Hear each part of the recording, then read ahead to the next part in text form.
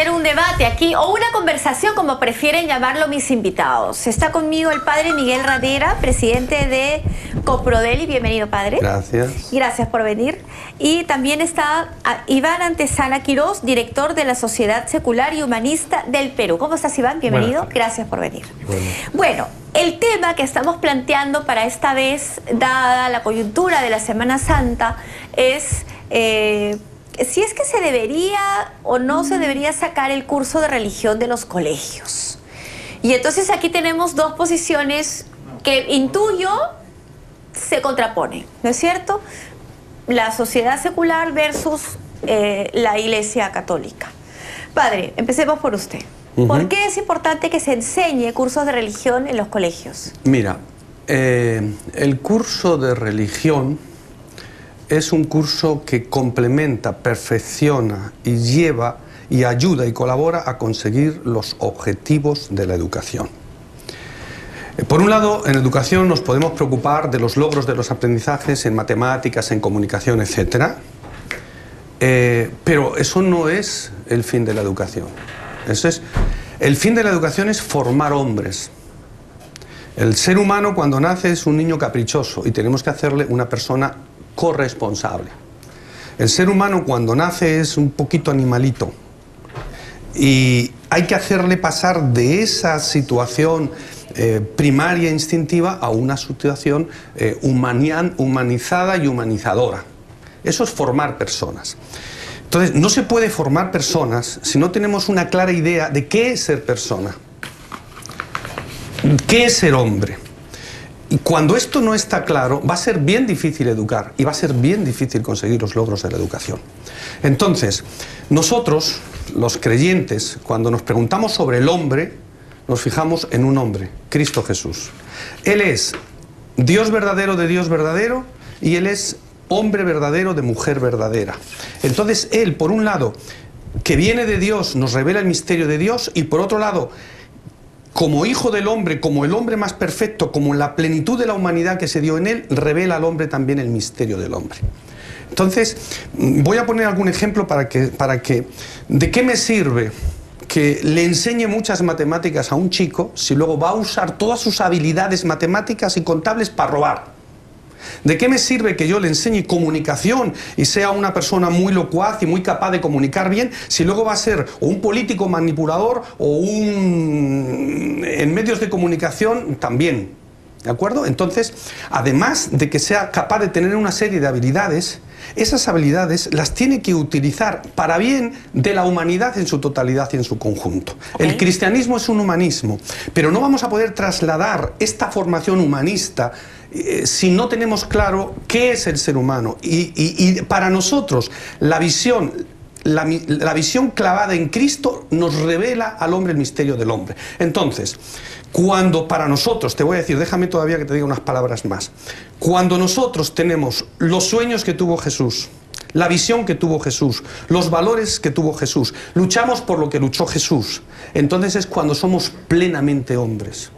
Y eso también tiene que trasladarse a los chicos en la educación.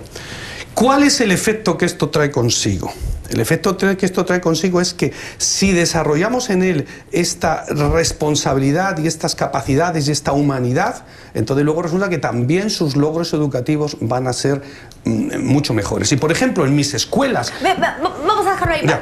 Vamos a dejarlo ahí para que Iván también pueda contestar. A ver, Iván, ¿cuál es tu posición? Bueno, en cuanto a lo que se refiere a los resultados educativos, el curso de religión me parece en el mejor de los casos irrelevante. Es decir, si hablamos de resultados podemos recurrir a cifras que están disponibles públicamente sobre las pruebas de resultados de la educación peruana. Hay un curso, entre comillas, de religión y los resultados son pésimos. Sin embargo, digamos, hablamos de la década de los 40, 50, los resultados eran mucho mejores y también estaba el curso de religión. Entonces a mí me parece que sencillamente no tiene nada que ver en el asunto. ¿Y no será que antes lo enseñaban mejor que hoy? Probablemente, pero en verdad hay muchas cosas que han cambiado. Había también menos población y las políticas cambian cuando la configuración de las ciudades cambia, que eso es lo que nosotros vivimos a partir de los 50, ¿no es cierto? Entonces es una situación diferente. Ahora bien, en cuanto a la irrelevancia del curso, básicamente se debe a unas cosas. La primera es que no es un curso de religión. Es simple y llanamente catequesis católica pura y dura. No es otra cosa. No es un curso donde los niños... ¿Cuál es la diferencia? La diferencia es que solamente se les inculcan los dogmas y bueno, las fantasías como este Jesús, que es una fábula histórica, para el cual no hay ninguna prueba, nunca la ha habido, nunca la habrá, ¿no? Y sin embargo lo enseñan como si fuera una realidad, como si hubiera sido alguien que de verdad existió. Entonces ya hay una corrupción de la historia en ese sentido. En algunas partes hay una corrupción digamos, de las ideas de la ciencia, ¿no? Con la manera como, digamos, el mundo que nos rodea llega a ser.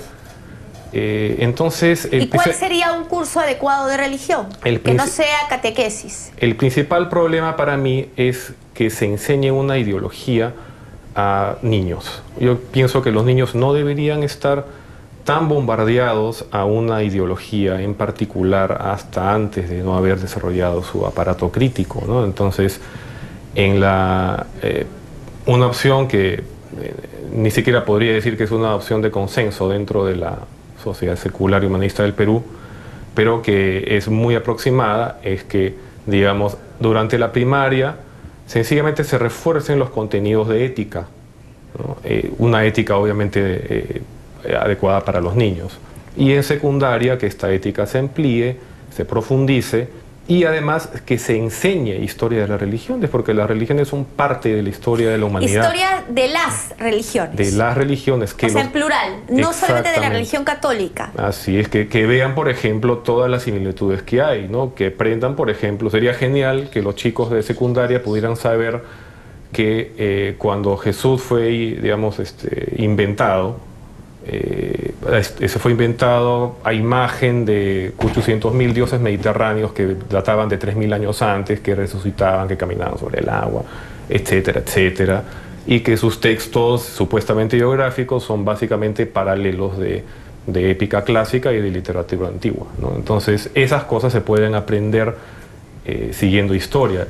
¿Qué cosa, de dónde provinieron los textos sagrados? Ya sabemos, por ejemplo, por estudios de arqueólogos israelíes, que las historias del Éxodo son fantasías que jamás se dieron, ¿no? Que esa historia sagrada de Israel es pura fantasía, ¿no? Okay. Entonces esas cosas se podrían ver si se les da una lejanía, pero cuando al niño se le bombardea con dogmas, cuando no está en la posición de poderlos cuestionar y se le obliga a aceptar verdades por autoridad, se le empieza a enseñar a que razone mal. Por esa razón el humanismo secular, que es diferente de cualquier humanismo a secas, propone poner al ser humano en el centro y procurar que todo el conocimiento de la realidad, que solamente es una realidad material, que no hay ninguna sobrenaturalidad ni espíritus ni nada, se conozca a través de la razón y de la ciencia. Ok, muy, muy interesante la posición de ambos. Tú has pisado varios callos, así que vamos a permitir que el padre responda. En primer lugar, yo quisiera presentarte. Yo desde mi visión de la educación enseño y educo a los niños en nuestros colegios. Y quisiera, aquí te he traído ya los resultados de nuestros colegios. Gracias. Resulta que con esta visión que nosotros tenemos, el promedio de logro en las matemáticas en nuestros colegios, te estoy hablando de colegios a nivel nacional, una red de 20 colegios, y tenemos, mientras el promedio nacional está en 25.9, el promedio en nuestros colegios está en 71.9. Triplicamos el promedio nacional. O sea, el que nosotros pongamos énfasis en esta visión humanista cristiana de la vida... ¿Y en este promedio nacional están incluidos los colegios privados también? Sí, sí, sí. Los colegios privados, públicos y privados. Sepas que los colegios privados tienen peores resultados que los colegios públicos. Porque dentro de los colegios privados... Dentro de los colegios privados hay unos que son buenos y unos que son regulares y otros que son malos. No todo privado es bueno, ¿eh? Entonces, y en general ha sacado un poquito mejor de resultados los públicos que los privados. Pero ¿por qué usted, padre, padre lo atribuye a la enseñanza de la religión. ¿Por qué no podría ser que tienen excelentes maestros de matemática y de ¿Por qué son excelentes maestros de matemáticas y de lenguaje? Porque ellos no se contentan simplemente con lo que podríamos llamar el cumplimiento.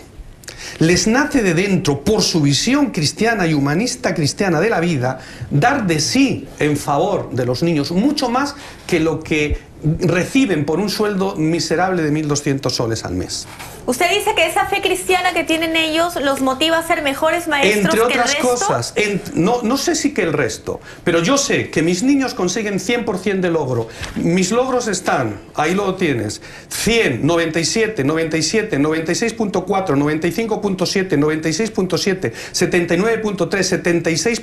Aquí está, no sé si me lo puede ponchar la máquina. Póngalo ahí para que ¿Ya? lo ponche mientras que Iván a ver. Entonces, contesta. si conseguimos este promedio, Ajá. que en comunicación estamos en 86% de promedio, a ver si me acerco un poquito. No se acerque. Ahí tú no se acerque puedes, más. ¿no? La cámara se va a Por acercar. favor. Esto es en comunicación. A ver, ahí estamos. ¿Ven ustedes? Sí, ahí está. Ahí está. Esto es en comunicación. Y en matemáticas es esto. Mis colegios llevan los 4 años saliendo el número 1 del Callao, de la región Callao, el número 1 de Ventanilla. Ya está, ya se vio. Ya, ok. A nivel nacional el 5.º puesto. Y en las zonas donde estamos, mi colegio de Pisco, el primero de Pisco, mi colegio de Chincha, el primero de Chincha, A ver, mi colegio Iván, de Ica, el primero de Ica. ¿qué respondes Bueno, tú? entonces, lo uno no quita lo otro. Más aún, ¿por qué conseguimos estos logros? Porque estamos dándoles una filosofía de la vida a estos alumnos y a estos profesores, que resulta que el estudiante estudia, que el profesor enseña y que el padre de familia está comprometido con la educación de sus hijos. Puede ser que la religión cristiana, la religión católica, ordene al ser humano de tal manera que lo convierta en un mejor estudiante y al maestro en un mejor profesor, como dice el padre. ¿Puede ser? Yo pienso que son esferas que están desconexas, ¿no? Es decir, yo no dudo de los resultados, es más, me parece muy bien, ¿no? O sea, ahí está el hecho, ahí está el hecho. Y es encomiable, es más, ¿no? De lo que digamos, pero si luego nos preguntamos, ¿no? Si esa misma visión cristiana que está en el curso católico de religión, ¿no? Que es el que está en el currículo público y no debería estarlo, si eso fuera la razón de los buenos resultados, entonces ¿por qué razón están los otros colegios que obviamente están tirando el promedio hacia abajo? ¿No? ¿Y Fe y Alegría? Digamos, ¿que también está en los mejores promedios? Entonces digamos que eso sencillamente nos dice que la causalidad no existe, que es otra la variable que tendría que explicar. O sea, definitivamente yo sí puedo estar de acuerdo con el padre en que sus profesores son buenos, que son dedicados, que probablemente los padres de familia se comprometen, porque cuando el padre de familia no se compromete en la educación del hijo, tampoco los hijos van a tener buenos resultados. Claro, por eso ¿no? digo, entonces, de repente eso no me parece religión, que tenga que ver con el curso de religión. De repente ¿no? el pertenecer, el creer en una religión, optar por un colegio sí te puede ordenar de tal manera que tus valores se establezcan de determinada forma en tu hogar, ¿o no? Cuando te cultivas un poco en el humanismo, empiezas a entender que la moral no es algo externo que nos viene de algún amigo imaginario, ¿no? Que nos impone, ¿no? Y que está a través de un libro que dicen que es infalible pero que tiene miles de contradicciones. No tiene nada que ver con eso. La moral, desde el punto de vista humanista secular, es un producto evolutivo más, ¿no? De hecho, los actuales estudios de primatología nos muestran que realmente todas nuestras características sociales nos vienen de nuestros ancestros primates, ¿no? Desde hace mucho tiempo atrás, antes de que fuéramos humanos, ¿no? Entonces, la moral en ese sentido es innata. El humanismo secular propone eso. Y al final de cuentas, la regla de oro, no le hagas a otros lo que no quieres que te hagan a ti, es lo que al final todas las religiones e ideologías sociales de la humanidad han propuesto en algún momento. Tenemos llamadas, sé que tenemos llamadas telefónicas, vamos a contestarlas. El teléfono está en pantalla, es el 212-4024. Llámenos, por favor, planteen preguntas y comentarios. ¿Hola? Aló, buenas tardes. ¿Hola? Aló, buenas tardes. ¿Qué tal? ¿Cuál es tu nombre? Disculpe, Walter de Roma. Hola, Walter, ¿qué opinas? Para opinar hay mucho, pero va a faltar el tiempo. El señor que acaba de hablar que todo es fantasía, todo es utopía, todo es demagogia sobre la religión, Fíjese, ve, en el principio, cuando el Creador Jehová, Yahvé, Ojad, de acuerdo como interpreta el ser humano, de acuerdo a su realidad, fíjese, hace las escrituras con qué humildad y sencillez, manda a escribir a Moisés, su representante en la tierra, así como cualquier persona aquí tiene su secretario, su representante, escribe humildemente y sencillamente, dice, en el principio Dios creó los cielos y la tierra. Que muestre, Señor, de color amarillo, por no salir de rojo, me imagino yo. Fíjese, no es insulto, pero hay que decir las cosas claras. ¿De qué tipo de raza primate es descendiente o de qué? No está comprobado. Nunca tuvieron la dignidad de representar o probar, porque todo esto es simplemente teorías. Tratan de equivocar a los humildes. Gracias, quedó clara tu posición. ¿Tenemos otra llamada? Hola, ¿cuál es tu nombre? Buenas tardes. ¿Qué tal? ¿Cuál es tu nombre? Mi nombre es Freddy. ¿Perdón? Mi nombre es Freddy de Fuente Miraflores. Ok, adelante. Sí, bueno, quería, más que religión, pienso que debería existir desde primaria un curso de filosofía, más para conocer el pensamiento humano, ¿no? Desde la antigüedad hasta esta edad contemporánea. Sería más interesante que cada persona forje su propio pensamiento, sino que, digamos, imponer, entre comillas, un pensamiento que está muy arraigado en nuestra sociedad. Me gustaría que los niños conocieran más otro tipo de pensamientos y religiones y ellos mismos poder optar por la que más les crea conveniente o la que más quieren creer. Gracias por tu llamada y por tu opinión. Me parece bastante razonable. Yo quisiera... Sí, ¿puedo? atendemos esta otra llamada y les doy, por supuesto, oportunidad a ustedes dos para que respondan y comenten. Hola. Buenas tardes. ¿Qué tal? ¿Cuál es tu nombre? Hola, Omar. Omar, ¿qué opinas?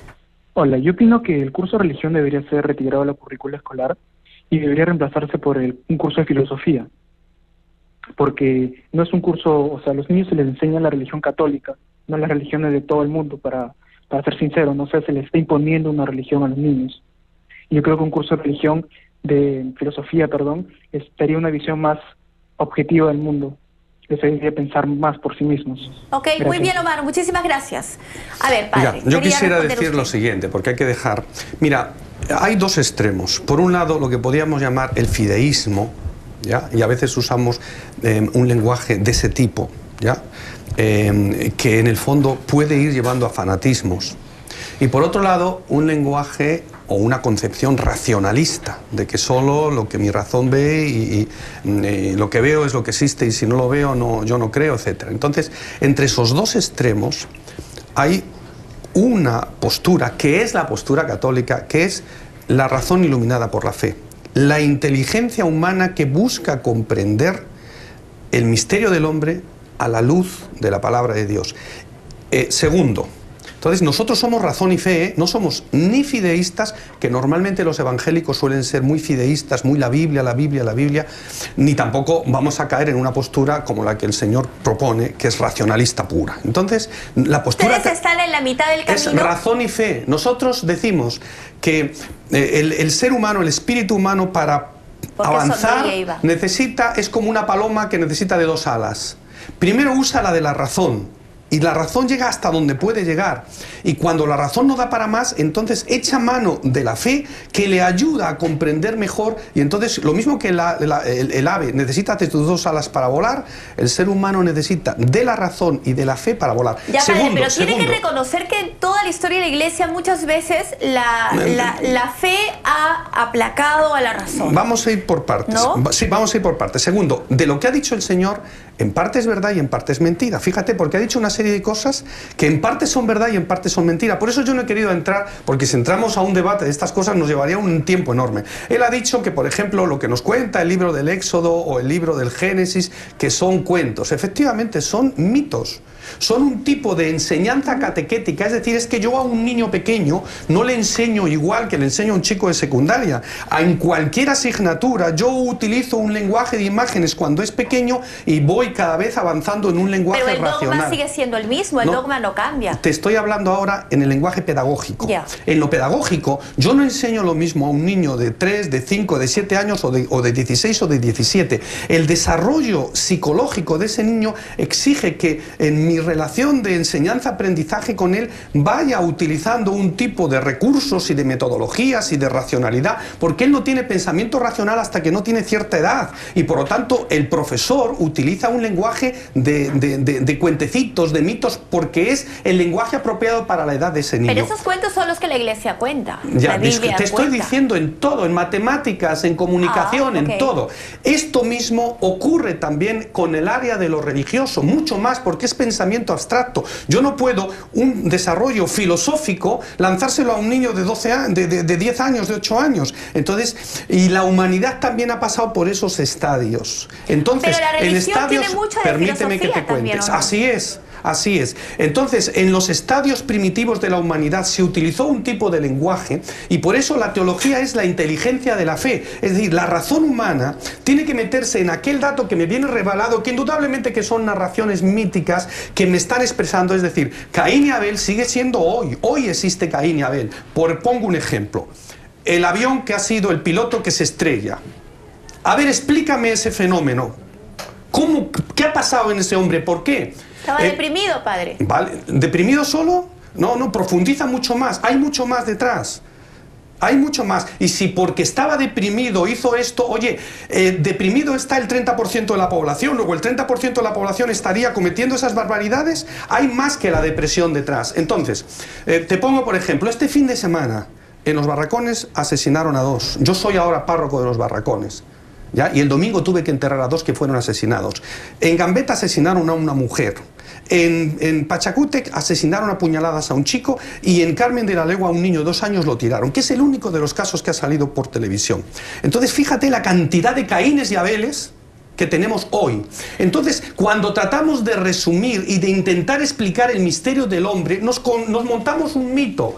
Caín mató a Abel. Ese mito, claro que es realidad. Fíjate cuántos Caínes matando a Abeles hoy. Pero para simplificar y expresar con un pensamiento abstracto esa realidad profundamente humana, hemos montado un cuentecito. De acuerdo, padre, hagamos un alto aquí. ¿Ok? Vamos a dejar a Caín y Abel un ratito nada más, les pido. Tenemos que ir al reporte vial y vamos a seguir con el tema porque está muy, muy interesante. Un ratito nada más, que salga Fiorella en su reporte vial y regresamos.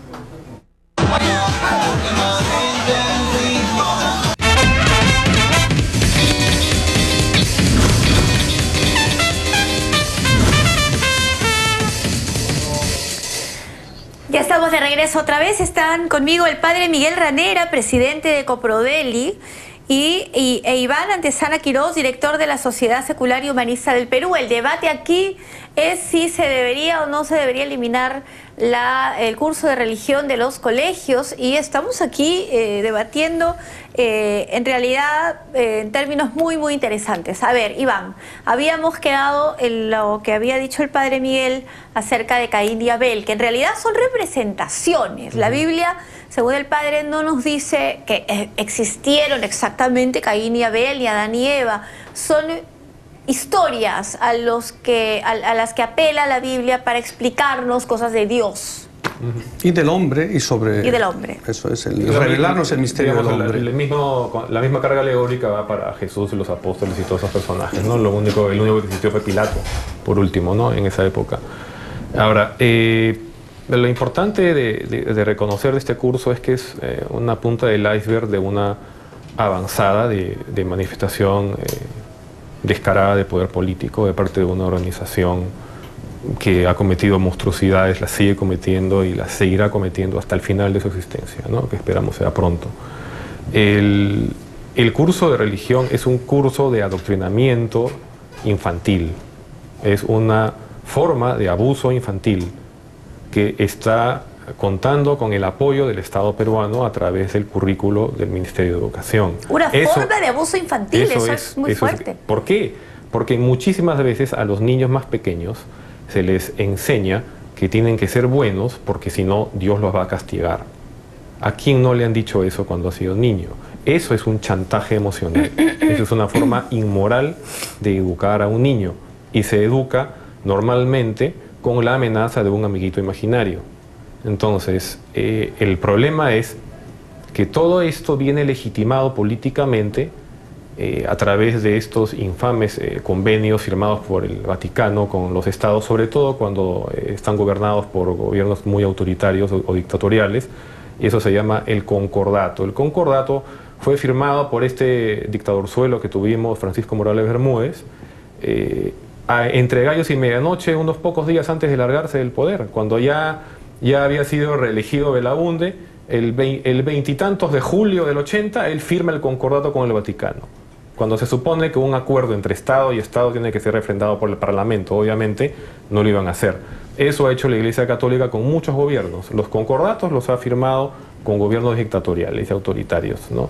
Sin mecanismos democráticos, ¿no? Que no le gustan, porque obviamente el Vaticano, por ejemplo, nunca ha firmado la Declaración de los Derechos Humanos. Bueno, vamos a ver, yo no puedo aceptar que tan alegremente se digan este tipo de cosas. Entonces, perdóname, pero yo no lo interrumpí cuando usted habló, ahora me toca a mí. Discúlpame, es que estás diciendo una serie de cosas que dame la palabra porque está relacionado. Entonces, si vamos a permitir que este tratado, ese concordato, siga vigente, que incluye la obligación por parte del Estado de seguir incluyendo esta currícula, financiar a la Iglesia Católica, transferirle millones de soles cada año y sobre todo exonerarla de impuestos. ¿Para qué? Para seguir con la analogía que el padre dijo, de qué sirve enseñar matemáticas y luego va a robar el contador. Bueno, ¿para qué sirve enseñar religión si luego van a violar a niños? ¿No es cierto? Entonces, o sea, no se trata de eso, de cuestionar el contenido de un curso, ¿por qué? Pero preguntémonos por qué está ahí. Ok, vamos a permitirle al padre que responda. Yo cuando me da todos estos argumentos fantásticos, no puedo usar otro apelativo, ¿ya? Me remito a los hechos. Llevo 36 años en el Perú, ¿de acuerdo? Vamos a poner mi caso, ¿ya? Llevo 36 años en el Perú. Primero estuve en Gambetta, luego en Sarita Colonia, luego en Pachacútec, luego en las zonas de Cañete, Chincha, Pisco, Ica, arreglando el terremoto. Ahora en el Guayaga, en Uchiza, Tocache, Puerto Pisana, ahí donde capturaron al camarada Artemio, en Campanilla, en Bellavista y en el Valle del Sisa. Ok. Y en los barracones del Callao. Yo, que soy una parte de la Iglesia, llevo 36 años habiendo dado mi vida. Beneficio a más de 100.000 personas al año. Tengo 8.000 alumnos con los mejores logros educativos del país. Tengo 1.000 niños de la calle acogidos en una serie de hogares. Desde hace 15 años ya han pasado por mis centros más de 15.000 niños de la calle. Dono ayuda humanitaria a más de 80.000 familias al año. He construido más de 3.000 viviendas para los pobres. He apoyado a cientos de microempresas para que tengan empleo. ¿He hecho daño al Perú? Mi actuar en el Perú, desde mi fe y desde mis convicciones, ¿le ha hecho daño a la gente y al Perú? Ahora estoy en los barracones del Callao, porque me han pedido, la zona es tan difícil, métete dentro y con tu experiencia de tantos años y con el apoyo de la gente y de Coprodeli que tienes, intenta salvar los barracones del Callao. Y ese es mi objetivo para los próximos 4 años, junto con el Guayaga Central. ¿Le he hecho daño al Perú? Más bien él dice que el Estado nos está financiando. Yo en los 36 años que llevo, 33 años dedicado al Perú, no he recobrado ni un solo sol del Estado. Sino que para mantenerme yo a mí mismo me tuvieron que mantener mis padres y mi familia. Y con el sudor de mi frente. Y no solamente desde mi pequeñez me he mantenido a mí mismo, sino que ya ves que beneficio a unos 100.000 personas al año. ¿Le hago daño a la gente? ¿Y todo esto por qué lo hago? Porque otro antes que yo lo hizo. Porque Cristo pasó por la vida curando las enfermedades y dolencias del pueblo y anunciando la buena nueva del reino. Y a él le preocupaba la gente, los que sufren, los pobres, y dio su vida y fue capaz de lo que anunciaba, ponerlo en práctica hasta el extremo de dar la vida. Y si él lo hizo, ¿por qué yo no lo tengo que hacer? Y así es como cambiaremos el mundo. Ese es el aporte que da mi fe. Y ese es el bien que yo le he hecho, y ese es el bien que yo le he hecho al Perú. No sé quién, no sé cuánto mal hemos hecho a la Iglesia, pero mira, como yo, somos 550.000 sacerdotes que estamos dando nuestra vida por la gente en todo el mundo. Y yo te estoy diciendo, mira lo que yo he hecho por la gente en el Perú. Entonces, tanto mal le hemos hecho al Perú, tanto daño le hemos hecho a la gente, tan perversos y tan malvados somos. Vamos a trasladarle la pregunta a Iván. Es que es un asunto en el que no hay que personalizar las cosas o individualizarlas, ¿no? O sea, a mí no me queda claro que si alguien como el padre tuviera muchísimo mayor poder de decisión en la iglesia, no estaríamos, no habría personas tan indignadas contra la iglesia como yo, por ejemplo, ¿no? Lamentablemente, está muy claro también que el padre no es representativo de la generalidad del accionar de su iglesia, ¿no? Qué bueno sería, ¿no? O sea, ¿para qué estar, digamos, oponiéndose de una manera a cosas tan buenas? Exactamente, claro. ¿No? O sea, si toda la figura fuera así, qué genial, ¿no? Pero lamentablemente no es así. Entonces, por esa razón estamos tratando de ver una visión macro de las cosas, y eso es lo que estoy tratando de decir, ¿no? O sea, este curso no obedece, digamos, a una utilidad muy práctica. Digamos que los valores, en primer lugar, y eso no es un problema, claro, estrictamente del Ministerio de Educación, pero los valores se enseñan en casa, los valores no se van a enseñar en el colegio, tiene que ser el hogar el que lo forme.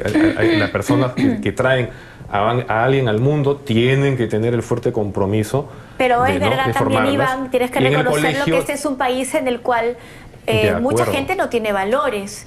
Y si los padres no tienen valores, ¿qué le van a enseñar a los hijos? Mejor que los aprendan en el colegio. Hay valores. ¿O no? Lo que sucede es que en el colegio, si hay algo que deben aprender en particular los chicos y los adolescentes, es a socializar. Porque del círculo pequeño de su familia pasan a una familia mucho más amplia. Hay salones a veces de 50 alumnos o más, no necesariamente de 15 o de 20. ¿No? Y eso es lo que van a aprender ahí. Entonces, en ese sentido es válido que no tenemos que obsesionarnos con, digamos, los resultados puramente académicos del colegio.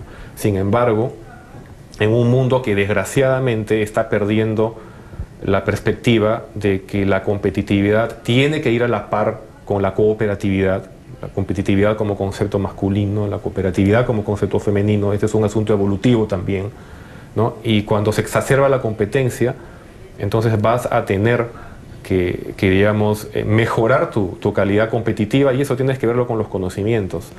Y por otro lado, ya eso es parte, pues, de otra discusión, donde también hay críticos dentro de la teoría educativa que consideran que la competencia es la peor enemiga del aprendizaje, ¿no? Permítanme contestar estas llamadas. Sí. Hola. Aló, buenas tardes. ¿Qué tal? ¿Cuál es tu nombre? Antonio. Antonio, te escuchamos. Sí, bueno, quería ayudar al padre y al invitado, para que el padre no se exalte, padre, que tener paciencia. Hay que decirle al señor que quería preguntarle algo al señor de amarillo. ¿Cuántos padres conoce usted? ¿Cuántos párrocos? Para que diga que la mayoría no son como el padre que está ahí. Eso no es científico. Los más grandes científicos no han sido ateos, han sido agnósticos, porque la existencia de Dios o de cosas espirituales no es demostrable ni tampoco es negable. Entonces los científicos más grandes no se han atrevido a negar la existencia, simplemente se han inhibido de opinar. Entonces el señor no ha ido con la idea de debatir si la religión sí como curso o no, sino que él está claramente en contra de la religión. Entonces, Antonio, gracias. ¿Quedó claro tu punto? Vamos a trasladarle la pregunta a Iván, que ahorita la responde. Tengo entendido que hay otra llamada. Hola, buenas. Hola, ¿cuál es tu nombre? Hola. ¿Cuál es tu nombre? Mi nombre es Miguel. Hola, soy de San Miguel. Te escuchamos. Quería dejar un par de aclaraciones. Me parece excelente que los alumnos del padre tengan un excelente rendimiento académico, según él menciona. Pero quiero aclarar que en otros países tenemos que tener en cuenta los países más avanzados, Japón, Suecia, Finlandia, tienen los mejores sistemas educativos del mundo y ahí no tienen ningún curso de religión. Y también me parece excelente, además, que él haya hecho cosas buenas, con todo el apoyo que ha recibido de otras personas, pero también tiene que entender que al igual que existen buenas personas con religión, también existen buenas personas sin religión. Existen malas personas con religión, como ya no se puede negar, y pertenecen muchos a la alta esfera de la Iglesia Católica, y existen malas personas sin religión también. Tiene que entender, el padre tiene que entender que la bondad, la moral, la ética no está ligada a la religión, es algo aparte. Y una vez que entienda eso, entender por qué no hay problema en que retiren el curso de religión de la religión católica de la currícula escolar. Eso sería todo. Muchas gracias, Miguel. A ver, lo primero que te decía Antonio es, ¿cómo es que tú puedes decir que el padre no se parece al resto de padres de la Iglesia Católica? Bueno, porque he conocido a varios y sobre todo tengo, digamos, un cierto seguimiento de ciertas noticias que lamentablemente no trascienden mucho porque la Iglesia tiene bastante poder también, ¿no? Entonces, y no solamente eso, creo que es fácilmente demostrable el hecho de que la Iglesia Católica en países tan tradicionalmente católicos como Irlanda está quebrada, y está quebrada por todas las indemnizaciones que ha tenido que pagar por los casos de pederastia que ha encubierto de la manera más desvergonzada durante décadas de décadas, ¿no es cierto? Entonces, eso, digamos, nos habla de unos problemas muy serios que se están tratando de maquillar de una manera muy poco efectiva. Entonces, ¿te parece peligroso el hecho de que haya casos, digamos, de pederastia en la Iglesia Católica y que sean, digamos, curas los que trabajen con niños en los colegios? Por supuesto. ¿Eso te parece, digamos, y es más, para que aquellos seguidores de las escuelas protestantes no estén bailando felices en este momento, por lo que digo, tienen que también saber ellos que los índices de pederastia en el clero protestante en general no están muy por debajo de los índices en el clero católico, por lo tanto el celibato no es la causa, ¿no? Bueno. Ese es un asunto de poder. La sed del poder corrompe a estas personas y las obliga a esta clase de acciones, okay. ¿no? Y no se puede estar, digamos, otorgándole tremendos privilegios económicos a una cúpula dirigencial que incurre repetitivamente en estas acciones. Padre. No, yo quiero darle la razón en dos cosas. Primero, que efectivamente entre el clero protestante que se casan hay un porcentaje mayor de casos de pederastia que entre el clero católico. En segundo lugar, que... Lo cual no está bien, Lo cual no está bien, indudablemente. Me imagino que avergonzará a muchos padres buenos. Pero como voy a usted. seguir dando más datos. Entre profesores hay mucho más que sumando unos y otros. O sea, los casos de pederastia entre profesores son altísimos. Y donde más violaciones se da de los derechos sexuales de los niños es en las propias familias, donde la mayoría de casos se da. O sea, eso es referente al tema este. Segundo, yo no siento que la Iglesia tenga privilegios. Yo no siento que tenga privilegios. Más bien me siento muy maltratado por el Estado. No colabora lo que debería colaborar conmigo. Me siento marginado y maltratado. Porque yo no pido para mí cosas, pido para la gente y en el trabajo en el que yo, ahora que estoy metido en los barracones, hemos desarrollado una estrategia de cómo salvar ahí a la gente. Estoy abriendo centros para atender a niños de la calle que están allí. Ayer se me acerca un niño de 12 años diciendo, porque estoy abriendo los centros y el lunes abro 2 centros. Entonces se me acerca un niño de 12 años a decirme, ¿puedo entrar? Yo quiero entrar ahí. Y cuando veo al niño hablo con él y ese niño o tiene un problema psiquiátrico, o tiene retraso mental, o ha sido tan golpeado por la vida que está en una situación humanamente deteriorada. El niño no va a la escuela, 12 años y no va a la escuela. Y lo estoy acogiendo yo, 300 quiero acoger de estos. Porque ese chico que no va a la escuela, ese chico que está golpeado por la vida, ese chico que su padre está en la cárcel y que su madre cómo estará ganándose la vida, está en la calle y va a terminar siendo un delincuente. Para evitar eso, yo lo estoy acogiendo. Entonces, llevo meses pidiéndole al Caliwarma que me dé alimentos, me los niega, pidiéndole al municipio del Callao que me ayude para alimentar a estos niños, no le da la gana, pidiéndole al gobierno regional no nos dejen solos, y nos dejan solos. ¿Cómo puede ser que yo tenga que enfrentarme con el problema de los barracones solo y el Estado no me quiere dar nada?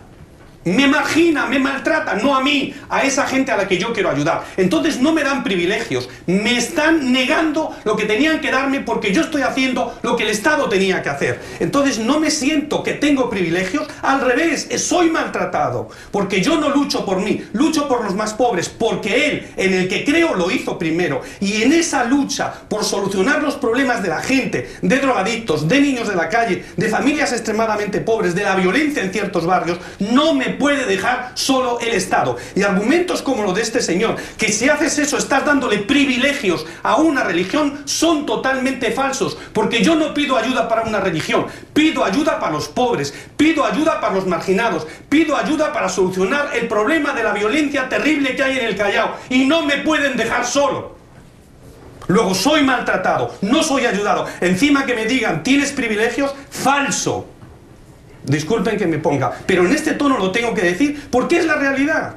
Bien, y argumentos como este hacen daño a que quien da su vida para solucionar los problemas de la gente, encima que el Estado nos arrincone y nos deje solos. Luego, por eso no se solucionan los problemas, porque los problemas de la gente los soluciona la gente. Y cuando somos gente, detrás de mí hay 1000 personas detrás de mí que trabajan y luchan por eso. Nos marginan y no nos dan el tipo de ayuda que nos tenían que ayudar. Estamos haciéndole daño a la gente y daño al Perú por argumentos como este, que son falacias y son sofismas. Disculpen. No, está bien, padre, tiene todo el derecho de elevar su voz de protesta y, bueno, yo creo que las dos posiciones son respetables. No me queda más que decir eso.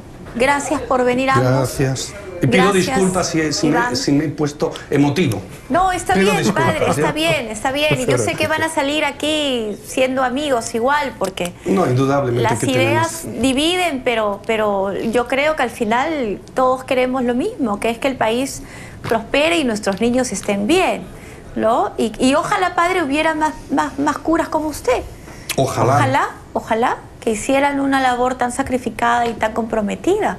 Aproveche usted si quiere para pues ver mira, si es que alguien los quiere ayudar. Eso voy a decir. Nosotros, como el Estado no nos ayuda para atender a estos 300 niños de los barracones, necesito padrinos que den 60 soles al mes. Con esos 60 soles nosotros damos a los niños la comida, el lonche, tratamiento psicológico 1 hora al día, estudio dirigido y que se escolaricen. Solo cuesta 60 soles al mes, 2 soles al día. Que los niños coman, tengan tratamiento psicológico y nos preocupemos por su educación. ¿Iván de repente quiere ayudar? ¿Sí? Entonces necesito padrinos. Eso no está mal, Iván. Necesito padrinos, claro 60 soles al mes. Claro que no. Es que eso no está mal, eso es bueno. La administración pública tiene que ser muy pragmática. Si hay alguien que está obteniendo muy buenos resultados, debería ser apoyado. Debería ser apoyado. Es una cuestión de sentido común. Al margen del curso de religión y de lo que querramos hablar, el padre debería ser apoyado en su causa, por supuesto. Nos comprometemos a que ayudarlo, padre. Cuando necesite algo, venga usted aquí, por favor. Gracias. Y encantados de servirlos. Gracias. Un gusto conocerlos a ambos. Gracias por venir. Gracias por la paciencia. Qué lindo que se den la mano.